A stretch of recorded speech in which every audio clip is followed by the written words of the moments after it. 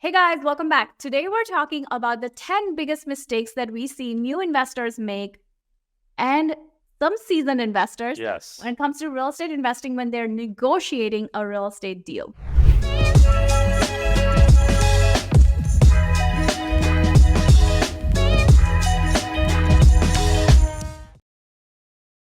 This is really important because no one told us any of this when we first got started. You could be an employee all your life. You may have succeeded in your career, but when it comes to real estate investing, you are an investor, you're a business owner, you're working with other business owners, and you're investing your own money. So there's a lot of new things that you're learning.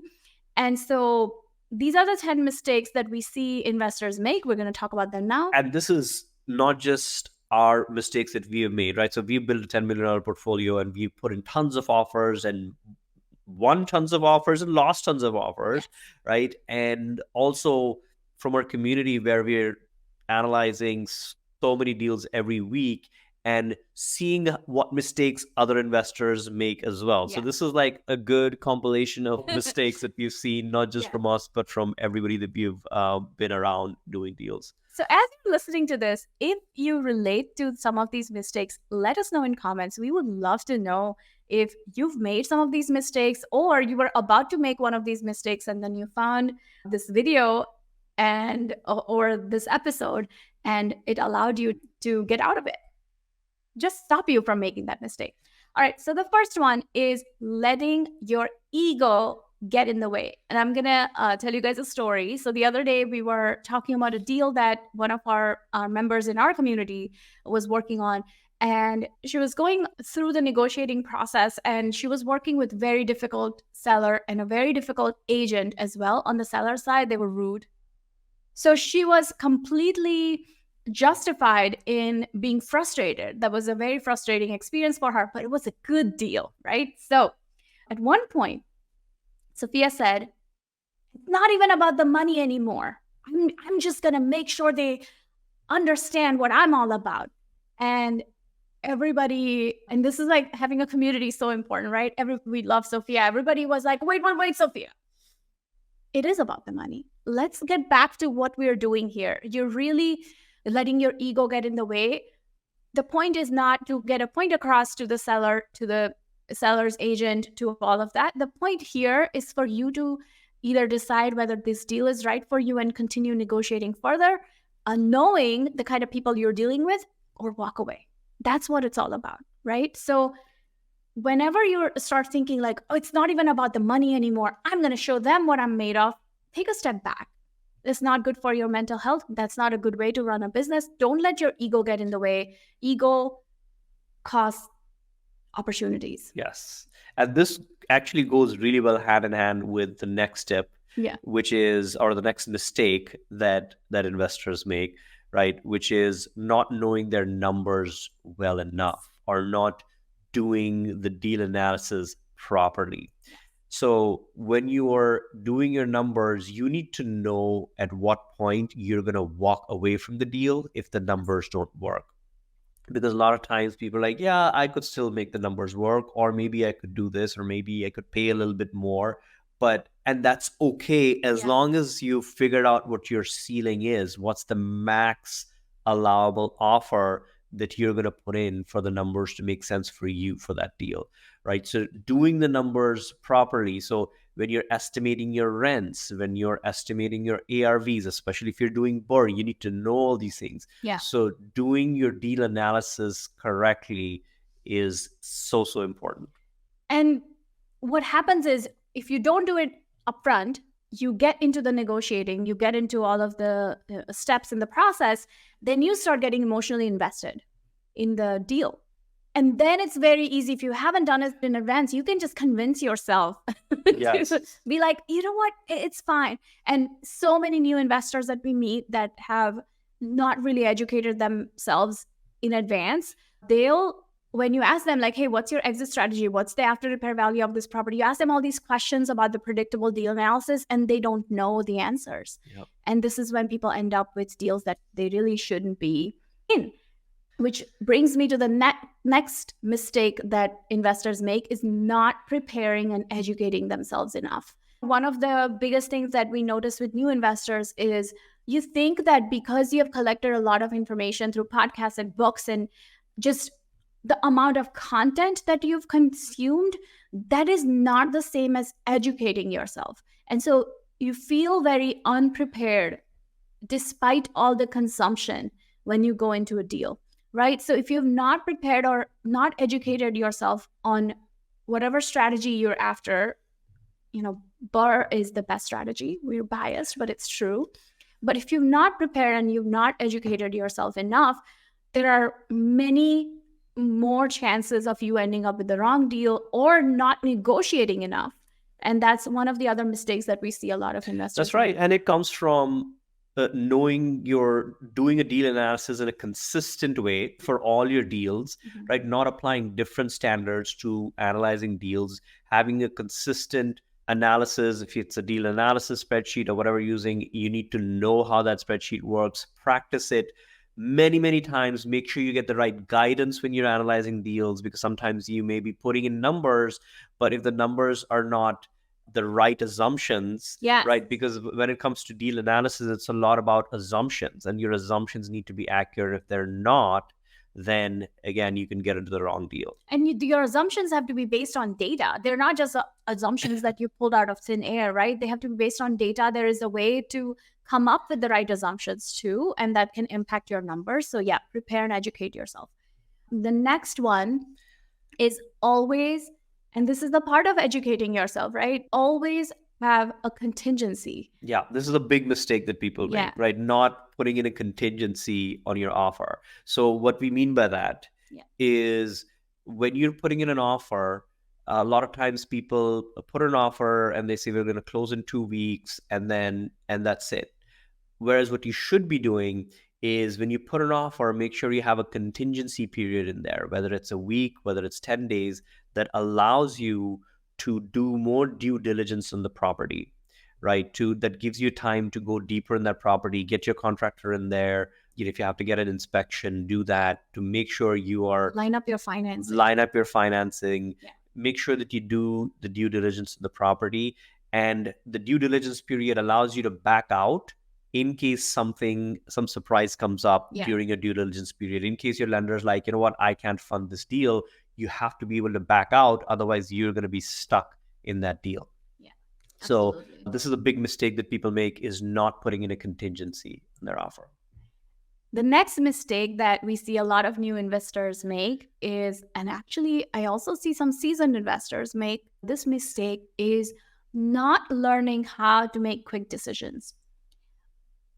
We don't have to do this as employees on a daily basis, so we're not familiar with this. So don't beat yourself up if right now you're not able to make quick decisions, but understand that this is a skill that you will need to develop to be a great negotiator. So many deals are lost just because an investor took way too long to get back to the seller. They couldn't make a decision fast enough. And, they did a data analysis on how many decisions a CEO makes in a day of a big company.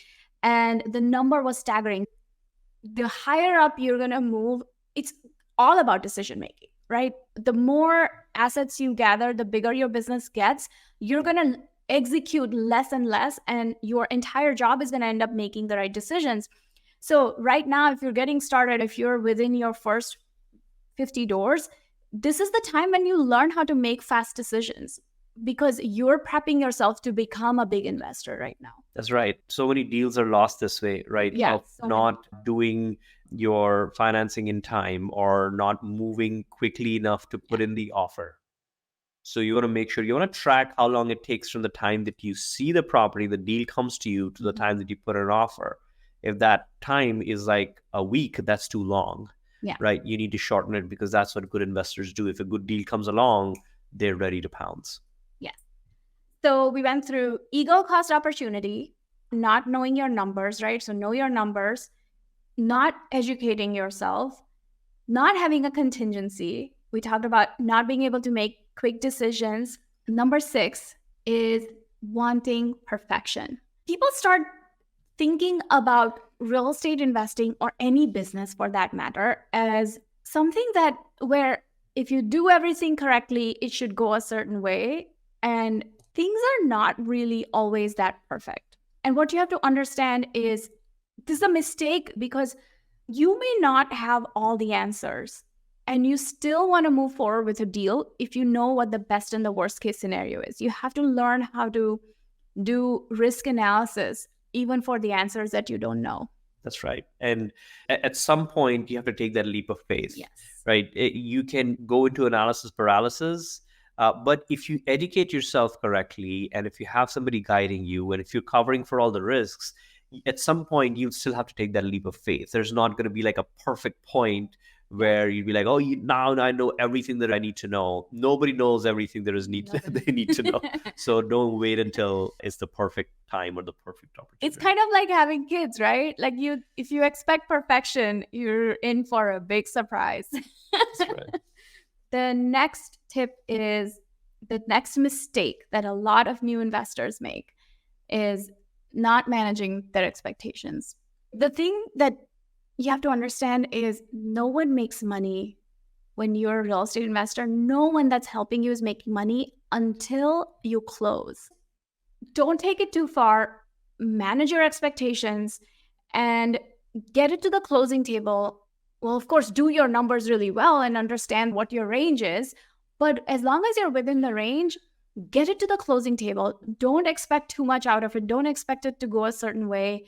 Be open to possibilities of things not working out exactly the way you wanted them to, and just be realistic about this journey. Yeah, and there'll be bumps in the road, right? And sometimes you may even lose some offers before you get into one, and that's okay. But knowing that you have to keep going and not give up, right? So don't be that rigid to say, okay, if I don't get this deal, I don't know if I can make this work. Deals will come and go. You just have to keep at it. Absolutely. The next mistake that we see a lot of new investors make is not offering options to a seller. And this mistake and tip that comes after the mistake came from one of the members in our community. And she was telling us how the best negotiating that she's ever done on any of her deals is when she offers the seller an option. And she'll say something like, say you're during your due diligence period and you found out that the property needs more work than you originally intended, and maybe it needs all of the mechanicals need replacing.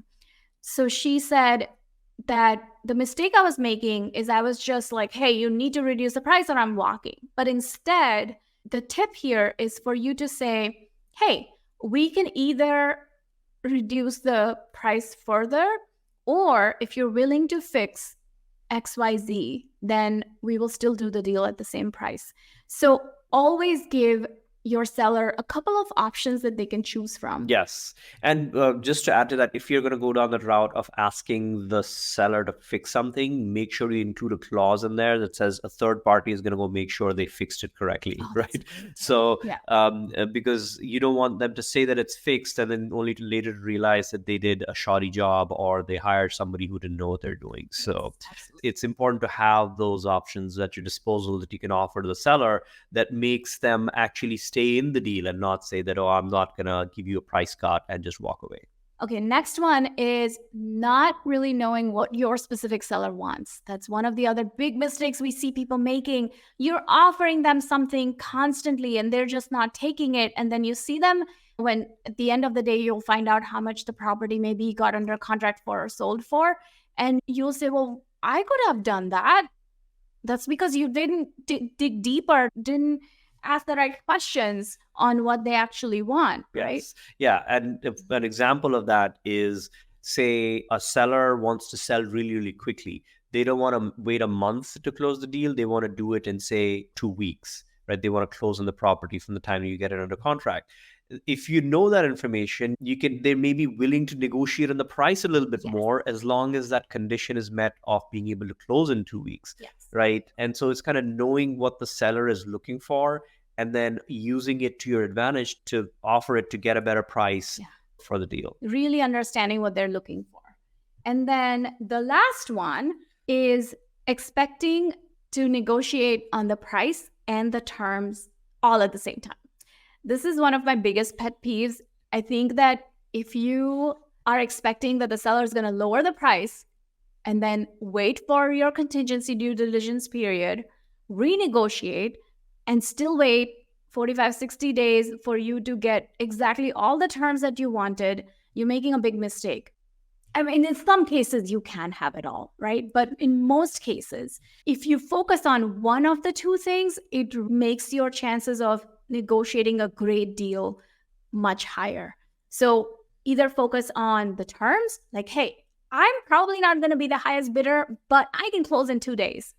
Or focus on the offer, the purchase price, and say, hey, listen, I need 3 weeks to close. And this doesn't work the same. We're in the commercial world, so people can close in 2-3 weeks. In the conventional world, it takes 45, 60 days to close. But when you say like, hey, I can close in 2-3 weeks, but I'm going to give you a few $1,000s more than what you expected you were going to get. When you start negotiating on one versus the other, it works much better. So those are the 10 mistakes that we see new investors make when negotiating a real estate deal, and some ways to avoid making those mistakes. Great. And let us know what was most helpful to you in terms of the mistakes that people make and what you're not going to make going forward. All right. Thanks, everyone. Bye now.